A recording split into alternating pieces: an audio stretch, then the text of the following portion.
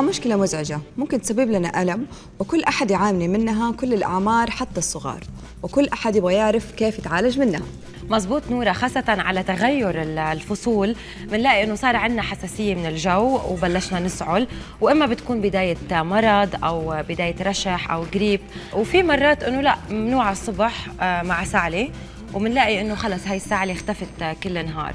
فصراحة عن جد انه مزعجة السعلة. شوف يا شاهد، في عندنا نوعين من الكحة، كحة ببلغم وكحة من غير بلغم. يعني الكحة الجافة. أيوه تكون سعلة جافة بالضبط. والبلغم حتى عنده أنواع، يعني حسب كل لون بلغم يجينا نوع مرض معين. اوكي. يس. فعموما الدواء حيجيك اياه دواء يعالج الكحه اللي فيها بلغم او الكحه الجافه. بخصوص الكحه اللي عندها بلغم، اهم شيء نعرفه انه لازم نروح للدكتور عشان هو اللي حيعطينا الوصفه الطبيه لهذه الكحه.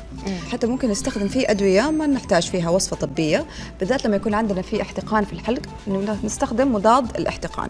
كمان نقدر نستخدم بخاخ يكون محلول ملحي يساعد مع الكحه اللي فيها بلغم، يعطينا راحه مؤقته، بس احنا ما نبغى نستخدمه مره كثير لانه ممكن تجينا اعراض جانبيه زي زياده في الكحه، احتقان الحلق كمان، وكمان ضيقه في الصدر. يعني هو حل مؤقت بس. ايوه بالضبط. اوكي.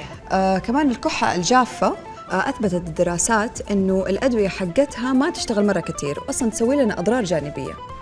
واكدت الهيئه حقت الغذاء والدواء اللي هي الFDA انه في ادويه المفروض ما نستخدمها عند الاطفال الاقل من 4 سنين عشان تسوي لهم مشاكل مره خطيره. اوكي، طيب اذا الطفل عمره اقل من 4 سنين وصابته السعلة، كيف بتتم علاج هاي السعلة؟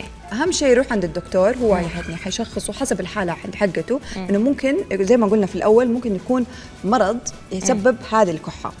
بيتم معالجة المرض قبل الكحة، يعني بيتم معالجة سبب السعلة أصلاً. في البيت ممكن نعمل بعض الأشياء تساعد على ترقيق البلغم، زي مثلاً استخدام مرطب الجو، نشرب وناكل أشياء فيها زنجبيل، ليمون، توم، عسل. كمان نقدر نستنشق زيت اليوكاليبتوس، هذا كمان يساعد في إزالة البلغم من الصدر نفسه. كمان مرة مهم نشرب سوائل مرة كتير، بالذات الموية، وممكن نغرغر بالموية المالحة، تساعدنا لما يكون عندنا احتقان في الحلق.